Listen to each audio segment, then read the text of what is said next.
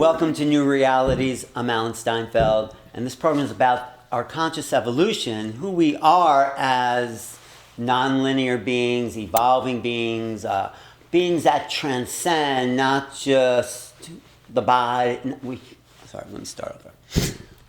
Welcome to Newrealities. Welcome to Newrealities. I'm Alan Steinfeld, and this program is about our conscious evolution. And that means understanding the human being as transcendent, who we are beyond our bodies, beyond our minds, beyond our personalities. And that's why I'm talking today to an old friend here, Roland Comtois. He is a medium, and mediumship is something that I've seen some incredible medium. I mean, it's like, they're talking to people on the other side, which shows there's no death. Right, that's the whole purpose of it. We're telling the story that there's something else, that there's something more. And when someone is in an audience getting a message from a loved one, they begin to realize that maybe it's true. Maybe we live on. It's so true. I mean, people break down. It's like people want to, like my mother says, dead is dead, and she wants to know there's something. I wish you would talk to her. Because it's obviously not. Dead is not dead. Dead is not dead. There's life beyond here, and mediumship is one example of how that is displayed and how it's expressed. And you know what? It is one of the oldest things in culture and traditions. There's been mediums throughout history. Throughout the ages. And that's why most indigenous civilizations know that there's a life beyond. Yes, and we're bringing it into our culture now and have tried to bring it into this culture that love is everlasting, that the power of the soul continues on. That's good. Love is everlasting. Well, so let's get to your purple paper so I don't have to sit in your lap through the whole interview. Sure. So what is this about? How do you work? So for the last 11 years, I've been channeling messages for 40 years. Really? But the last 11 years, I've been recording them on these purple papers. So how do you do? You get... So I go into a meditation, I go into a quiet space. Yes. And then I start to hear these stories. And I record these stories on these purple papers. And I have 11 years of purple papers. Why purple? Well, just because it is. Okay. And because it's a beautiful vibrational energy. So you're getting a story about somebody on the other side? Yes, I'm getting a story about someone that has passed on, from their name, how they passed, the story of their lives, the journey of their lives. And then how does the one person on this side find those papers? So I'm in an audience with a group of people, and 50, 60, 800, and it doesn't matter the number of people in the room.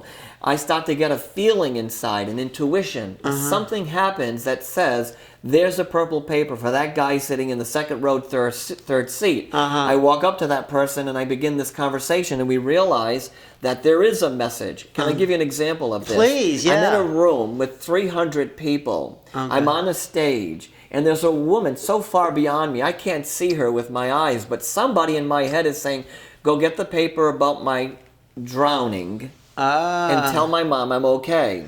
So I find this purple paper that How do you look through a stack of purple papers? I have staff. I have people that help me. You find the drowning paper. Yeah, I find the purple paper. And so here we are in this room with a lot of people, and I realize that something is about to happen. I take the purple paper, I'm walking off the stage with it in my hands like this, and I zoom right into that woman. She has an emotional breakdown that you can't even imagine. I don't want to imagine. Because she came to that moment realizing that love is truly everlasting, that no matter how her son passed, that the power of the love is still very present for them. Wow. And that was that moment for her. It was incredible. Wow. You can put it on the two side. I'm just going to... But you write these papers maybe months before you meet the person, or years. Yes. And that person on the other side knows you're going to meet their... Yes, that's the mystery of it. That is incredible. So I walked into an audience this week, and there was a woman in the room, and there was a paper dated 3/26/2015. Wow. It was a year ago. Wow. It was written verbatim from her husband. Every word she knew was related to him. Incredible. And there's no way to get around it. So this is a little extra thing you add to your mediumship. I mean, you also, I mean, what? an extra thing I add. No, I mean, lots of mediums don't do that, I'm saying, I mean, it's a little bonus medium thing, I mean, you get mediums but I always want to know, do you have a paper for me in here? I do not. You do not? Are you sure? Wait a minute, that was so good. That was beautiful. I love making mediums laugh. No, but the reality of this is that when I know it in my soul that it belongs to someone. I was in Delaware doing an event, and there was a group of people there, and a lady came running up to the front of the room, and she's grabbing the purple paper, and she's saying, no, it's my purple paper, it's mine. And I said, I don't think so. And I left that audience, drove to New York City, had an event, and there in a room of 100 people was the woman who needed to see that message. Oh. There's a therapeutic benefit to someone getting this paper. Absolutely. Oh my because God. they take charge of their lives. I've told you, and certainly many other people, I'm not in the business of talking to dead people. Okay. I am in the business of talking to the living, so that you can take a step in your life. The only way to transition consciously in life and to move forward even at the end is we have to live. We have to live right here, right now. And people who come to see me are surrounded with such pain, sorrow, and grief that they can't move on. They can't move forward. They can't breathe. I hand a paper to someone or I give them a message, they start to change. Wow. They start to see their lives. They start to see the value of their lives again. They start to breathe, and they know that somehow it's going to be okay. Wow. Okay, we could put you want to put these, because they look a little uncomfortable if you don't, is that okay? Yes. Because I don't want you to carry this thing around all through the interview. It's my life. It's okay. I know, it's a lovely thing. But, I want to talk about what it is to be a medium. How do you do what you do? How do you? Look, it takes a lot of focus to be a medium. Let's define that. Mediumship. It takes, a medium is the intermediary between two places. Okay. Between God and spirit, the universe and the earth plane, however you want to define that. We're the middleman for that experience. Now, I believe that everybody's a medium. I don't think that you need a medium to get a message. And you can be assured that I'm not going to call you when I need a message from my mother. I'm going to sit quietly. Yeah. Because all of us are mediums. All of us can tap into the people on the other side. Right, so you don't need someone like me to do that for you. Right. But I understand when you're in the depth of your grief or your loss, you need someone to guide you, gently moving you forward. And that's what we do. We sit in that space, we get into that zone, and we hear the story, feel the story, see the story. Feel that. Can I just tell you a joke that came to me? I mean, I know it's not a funny subject, but I was giving a talk or introducing a near-death experience conference, and this joke came to me in the middle of the night. It's like, why did the dead chicken cross the road? What? To get to the other side. I'm going to use that. You can use it. I'll give you credit. I'll give you credit for that one. No, but I want to know exactly, I know we're all mediums, but I do want to know exactly do you see people you're talking to me? Sure. Do you see anyone? Sure. So what's happening here is that when I get into that space, it's as if the universe is very present with me. It's a different space than you're in now. Yes, and everything in that space, everything that's in the universe seems to be present at that moment, including our loved ones. And so when I'm in that space, that whole vibration is apparent to me. It's present to me. How do you get to that space? It takes a lot of focus. Oh, it does. It takes a lot of quietness. You can't do now. I could if I guess I could. Do you want to tune in, see if because you don't know anything about me. I just want to see. Yeah. But I also would love for you to talk yourself through the process. So, how you're getting into that space. Sure. I mean, sure. So what happens? I don't need to try. It just happens. Okay. It's just a part of the experience. Okay. So what happens is I get into that space somewhere within myself. I come to realize, and I do this every single day, that I am part of the universe, that I'm not separate. We have the understanding that we're separate from everything. Right. And when we come to this place of getting a message or getting a sign or getting something from the afterlife, it requires really going in. So you would go into that centered space, different than meditation. Yes, yes. There's a similar feeling to it, though. Okay. There's this quietness that comes in. I will say to you, though, while we're here, there's only one very strong male presence starting to make his way. Okay. You know, so I feel the presence of someone around you, but it wants to talk about your mother or talk about your mother more than you for some reason. I think it's my father. Let me do the work, right? Sorry. You wanted me to do the work, No, so let I'm me sorry. do the work. Okay, yes. And so while we're here starting to feel this energy, I'm beginning to feel something about him. But he's more about your mother than he is about you. And that doesn't mean anything about the two of you, but it's fine. So as I'm starting to feel that energy inside, he's becoming apparent to me. His energy is becoming connected in this moment.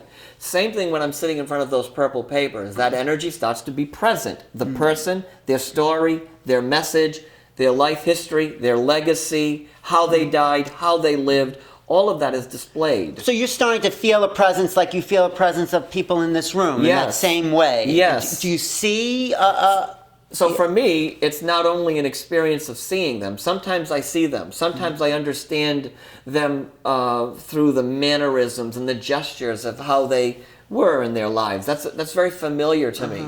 Sometimes it's just a knowing in me. There's a real deep feeling about this. So when we're here, I'm starting to have a sense of this man who stands behind you, who stands with you, who wants to talk to you not only about his passing or his journey, but his life, because it's important. I feel like he wants to make it easier, or he wants to make something easier for you. Actually, Alan, the real reason why I'm here today is so that I can talk to you about your father, so that I can tell you something. He wants you to understand that he knows how hard you've been trying to take your own steps with something you've been working out for a long time in your life, and somehow he honors you.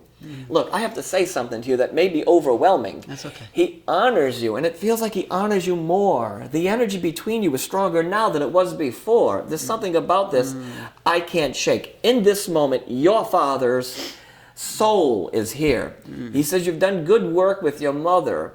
You've done good work, not easy work, but you've done good work. He recognizes that. He knows that you've not struggled, but you've tried to keep it all together. What I am supposed to tell you is that your father is trying to tell you that he honors and loves you as you are.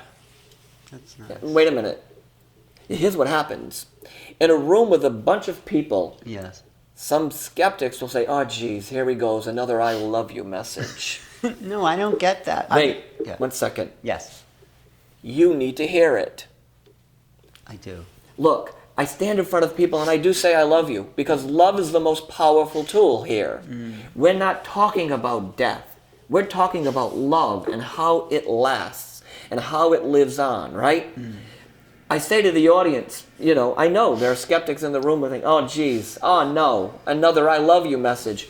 Who wants to hear I hate you from the other side? Right. No one. Your father wants me to have a conversation with you, and he wants me to have a conversation about the love and how he should have expressed that or experienced that with you more. He talks about you as a 17-year-old kid, and that then, in that part of your life, you needed him. You needed him.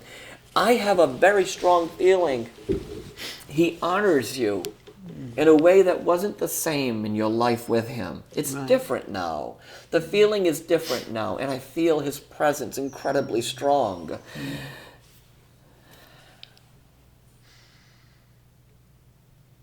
He said he tried to give you as much as he could. Yeah. It wasn't always enough, though. Yeah. It wasn't, Alan. It wasn't enough. You're hearing him say that. It wasn't enough. I'm not making it up, Alan. No, I'm not a skeptic. No, but you're asking me if he's saying it. Oh, right. No, I know you're not making it up because I feel... But you know what I mean. I feel But when you're like communicating this, I feel him, I feel who he is, and I feel like you as a personality disappear. Yes. You come from a pure place. He says he wants me... I feel like I'm going to start sobbing. Okay. Because you feel like you're going to start sobbing. Yes. Because this is the first moment in a very long time that you have an interaction with your father. One that you've needed somehow. Now, I'm sitting here with you. I don't hear your father's first name. Don't hear it. Okay. But I feel his personality and I feel his energy because I'm telling you stories that are familiar to you, that represent something for you. That's what happens when a medium who speaks, as my teacher used to say, speaks to the God source, that's what she used to say, brings this energy in. I do have a lot to tell you. What? I have a lot to tell you about everything. He wants not only to speak of the journey of his life at the end, but he wants to talk to you. He keeps going back to you as a 17 or 18-year-old kid. And I bet you that when you sit back and you think about that experience, you'll understand why. I really feel like he's showering you with more pride and more honor and more reverence than he did before. And I'm not telling you he's a bad man. That's not what I feel. No, he's not. We had a very good relationship. It's not bad at all. No. It's a guy who was somehow stifled in his ability to say everything he needed express. to say to you. Yeah. Because that's where the story is. When you're here with me, when you're here with me, it's like he's standing right over your shoulder and he's just there telling you how proud he is of the things that you've done. And you're still creating your life. You're still trying to put it all together. Yeah. And he knows that in 2010 and 2011, you went through amazing changes in your life, and somehow it's all coming together. Your dream, your hope for yourself is coming together. I get that. Thank you. I feel, the question I have to ask, I feel that. I'm just taking that in. Yeah, take it in. You're sort of in an altered state now. In between. And you're like accessing another part of your brain in a way. I see you. Accessing another part of the universe. Yeah. And I see you full of compassion, actually. It's like the personality is gone and you're there totally for that person. Yes. There's nothing about Roland in what you're doing. The only thing that exists right now is you and your father. Wow. That is the only thing that exists. When I am in front of a mother who has lost her son, the only thing that exists is the mother, the son, and the love. So when you and I are here, the only thing that exists is your father and you and the love. And let me just say to you, I don't believe in coincidence, and I don't believe that things just happen. I think that everything was orchestrated for this moment so that you could receive. And I know you've met a million wonderful mediums, but I know that somehow this moment was needed. And this is why it was needed. So that you could take another step in your life. Because I know that you've been waiting for your moment. Whatever that moment is and however you define that, you've been waiting for it and it's changing you. You're shifting and you're changing and you're moving on a new direction. And that's the strength of your father's message. Could he help? Is there a way of me contacting him so I can feel like... Yes.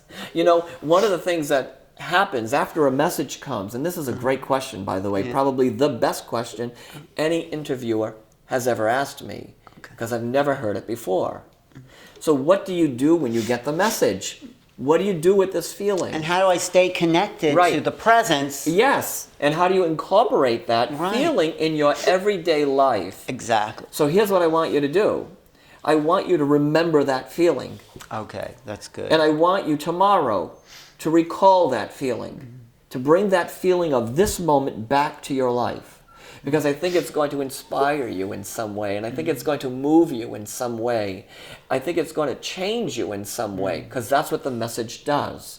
It connects us to the entire universe. It connects us to everything, and that's what the message does.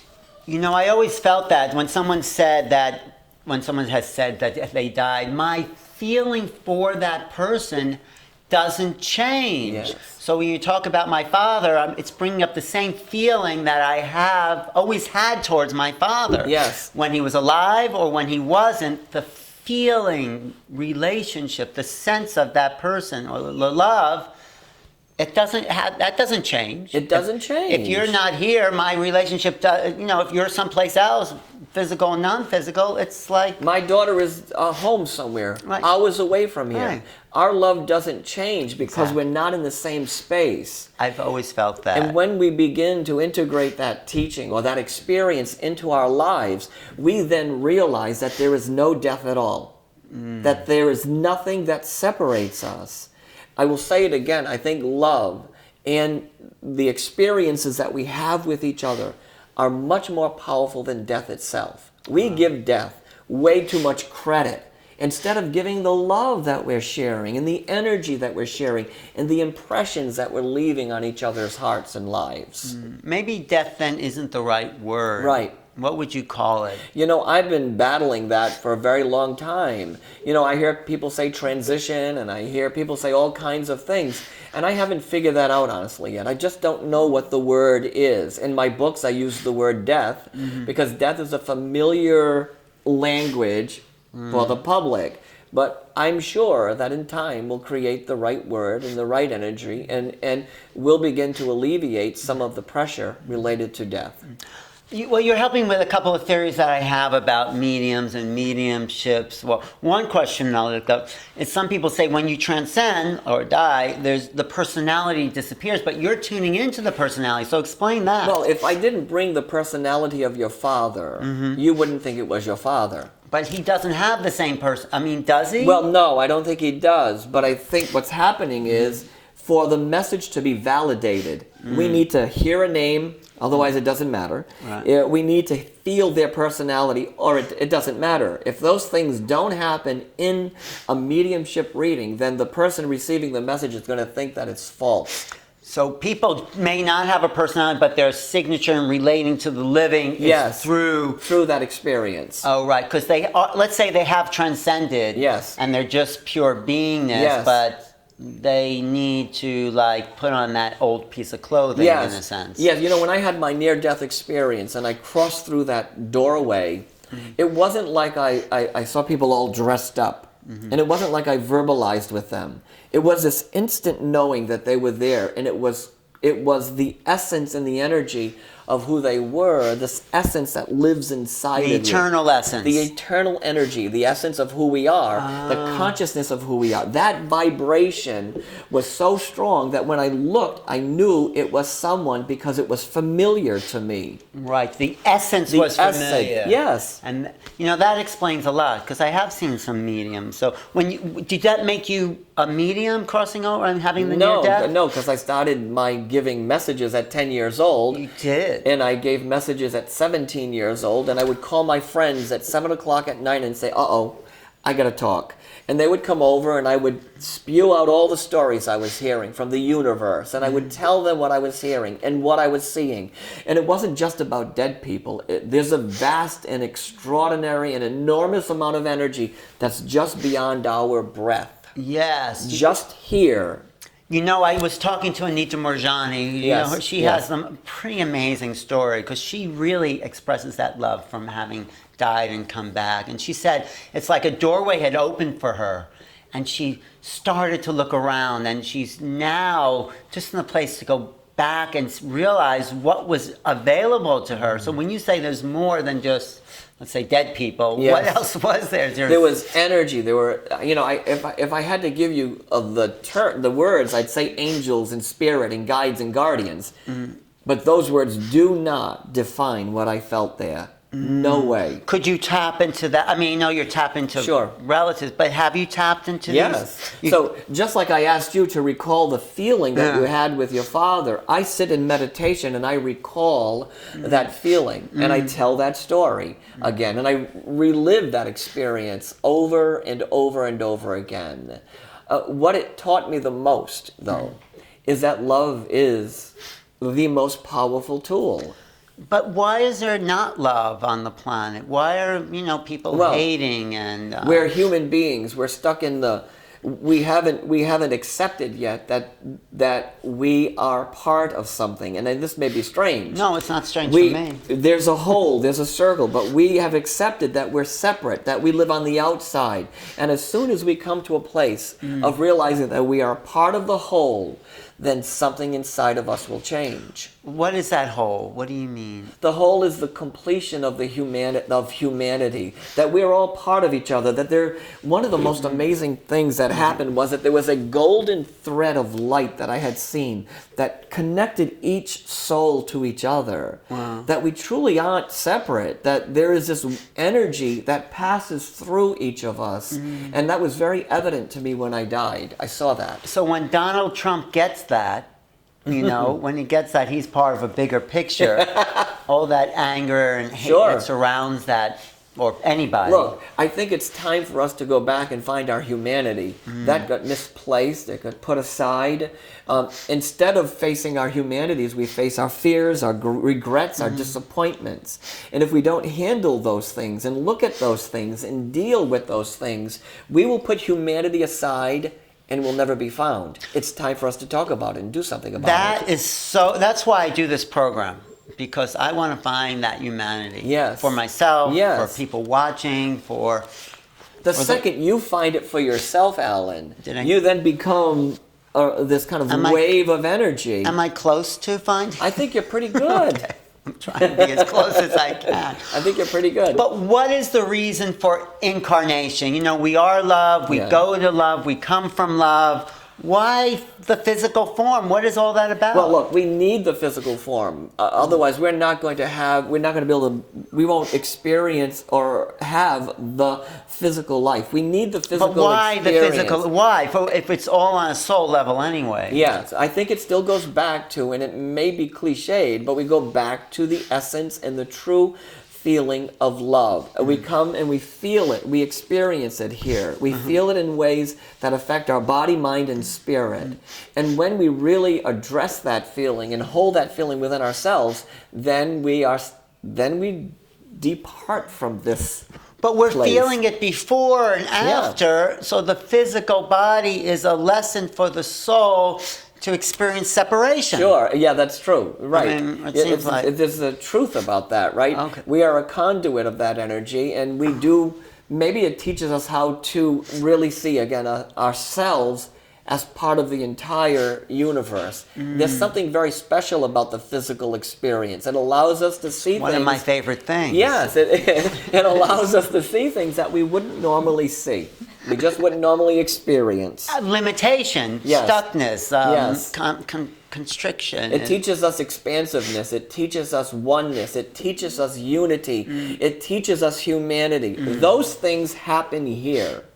When we leave here, it's all present. It doesn't require the same effort. It doesn't require the same work. One of the other things that was crystal clear to me on my near-death experience journey was that if we don't experience love, unconditional, then we have to repeat that experience until we learn it, until we understand it. And that's what happens. Speaking of love. One more thing I want to ask you is that I often thought that mediumship was really more tuning into the field of the person. The person may not be here, but you're tuning into my feeling of that person. But is there really is my father really here? Are you tuning into my feeling about my father? So it doesn't really matter.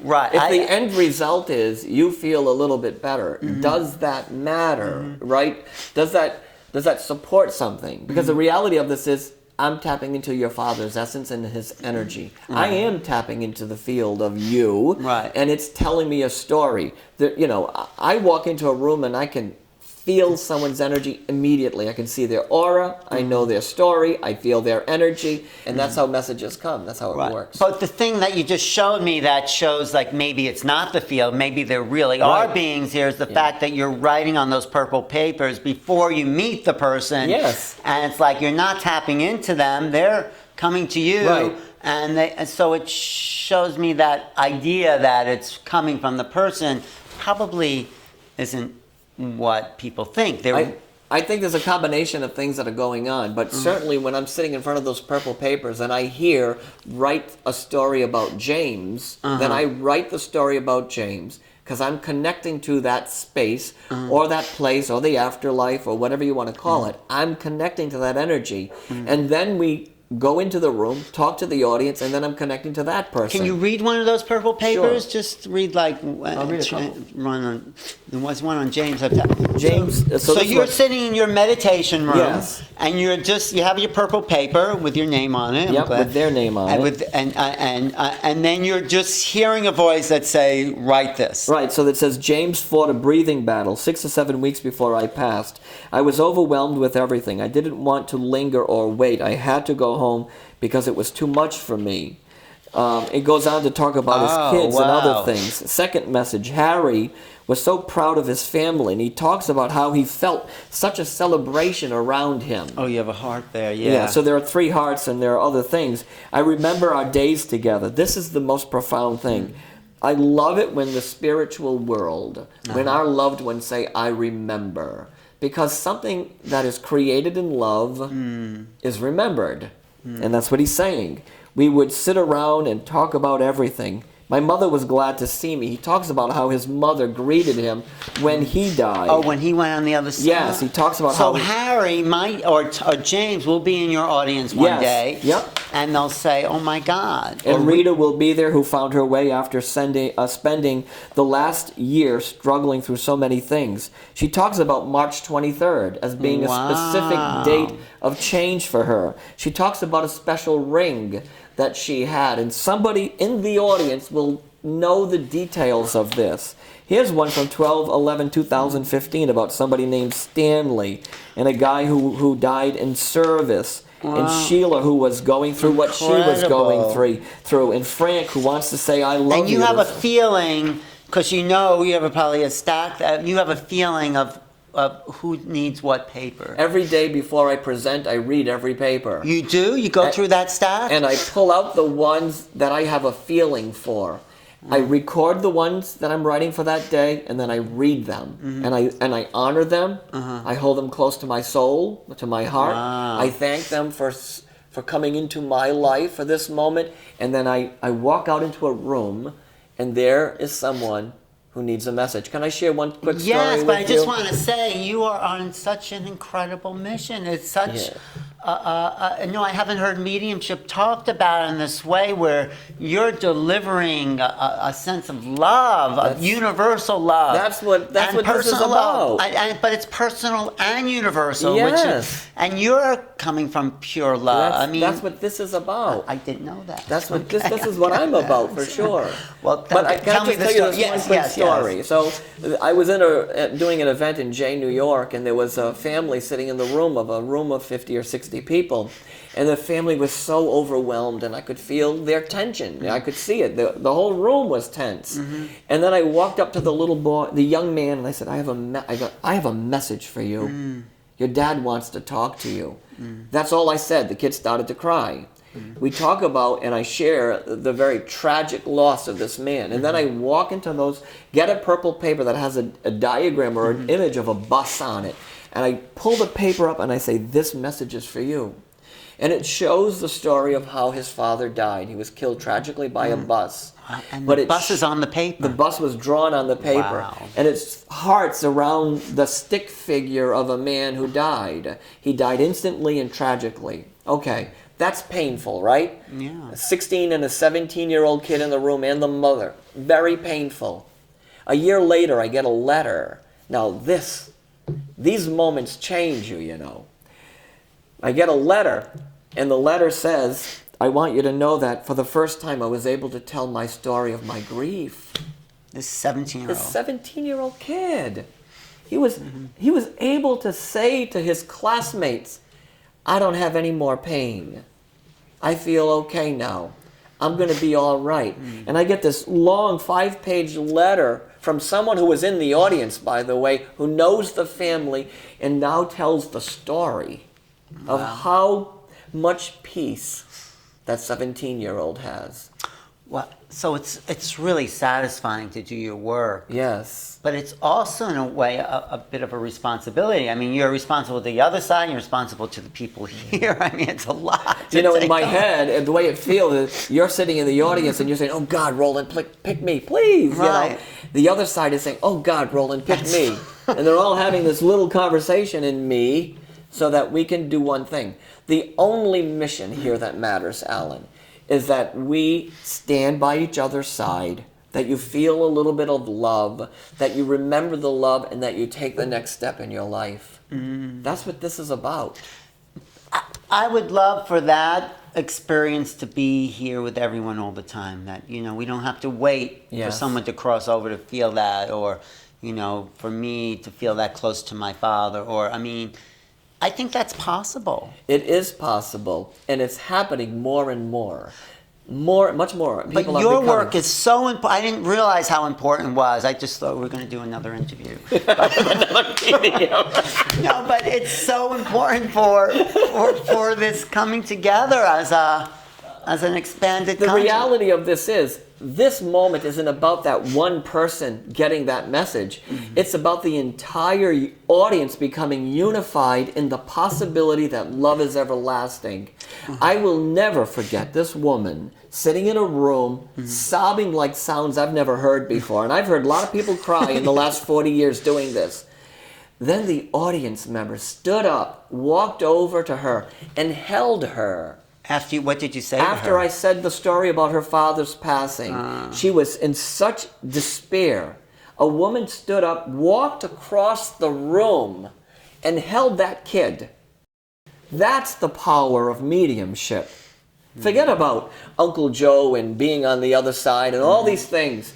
It's that moment that says we are one, we are connected, we are love.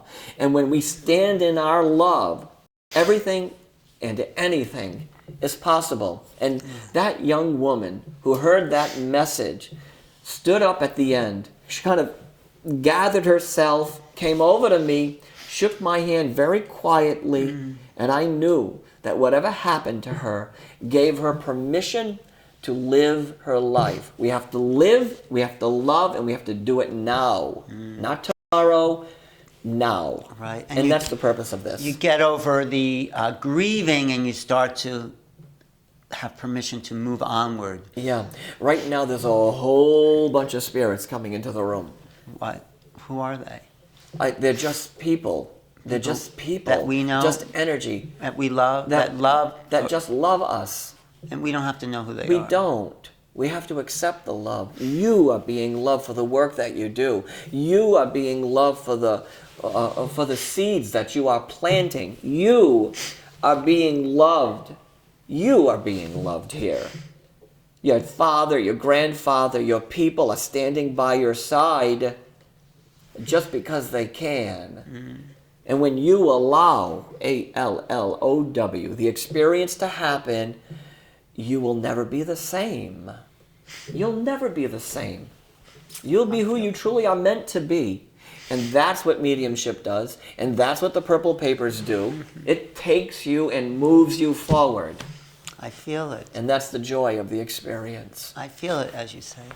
I feel it too. I mean, the whole space is surrounded. You know, it's interesting. People say to me, well, what are you really feeling? What is really happening? Well, what's happening right now, wherever you are, whatever you're doing, I would say to you, stop for a second. Breathe in what's happening in this space. Feel the power of the universe and feel the love. Feel your loved ones. And take a chance on them. Not on me. Not What do you on mean mediums. on them? Take a chance. See, often people come to the room and they say, come on, Roland, I know you got one for me. Well, take a chance on your loved one. Remember your life experience, your love experiences together. And you're going to get a message, and the message will change you. So you have homework. I do. What is that? You have to Review recall. It. Yes. Recall the feeling that you have. I have it now. I want you to, it's easy now because we're in the room together. What are you going to do in traffic? And what are you going to do when you're running around the city? I'm going to yell at somebody. No, yes, I'm kidding. right. No, I won't. No. So always have that, always be in that presence in your life, because that's all we really want. Yes. Each one of us just wants to have that feeling. We all And want why it. don't we? Why does it... Well, because we're human and we get stuck in the pain and we get stuck in the grief and we get stuck in the disappointment and we get stuck in traffic. And when that happens, it diverts us from who we truly are. And who we truly are is love. When you strip away All the ego, there's love. One of the things that I do every single day is I release the ego that's sitting on my shoulder, and I say, with the real love, show itself. And then all of a sudden, beautiful and miraculous things happen. That's the power of it. So remember that we're this love. I mean, when you feel it, you feel it. There's no denying that. There's no second guessing it. When it's there, right? And then you can recall it, you can remember it, and then it gives you the inspiration and the encouragement you need to take your next step. I was feeling it really strongly, and then you said there's all these beings walking Yes. into the room. Are they still? They're still here.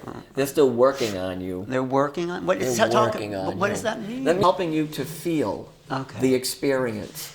Totally surrender and be in that energy, in that essence, because that's what's happening here. I think they work on us. I think all the time. I do. I believe it. I think they're always tweaking us, helping us to find our destiny.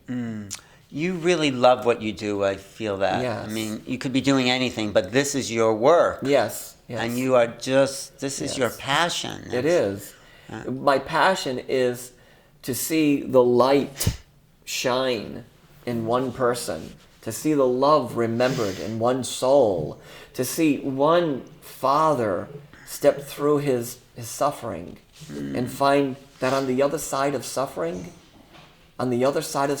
is love. Look, if there was a park bench right here in front of you, and one side said fear and the other side said love, where would you sit? I would. You would sit on the love side. I think I would. You would. No, I think you would too. No, of course I would. Most people would. Yeah, most people want the love. Yeah, sure. Everyone wants love. Everybody does. Even the angriest, meanest person. They want it too. Wow. Thanks. Roland. Lots of love to you. Thank you. I appreciate being on your show. I appreciate. I don't even consider it a show. I consider it a Whatever you call it, gift. I appreciate. No, a gift. Yes. I mean, you weren't on my show to be on a show. You were here for. Yes, I understand. And thank you, Yeah. Roland. Thank you. What's your website? How can people? It's RolandComtois.net. RolandComtois.net. Thank you. This is Alan Steinfeld for Newrealities, and that was and is and happening.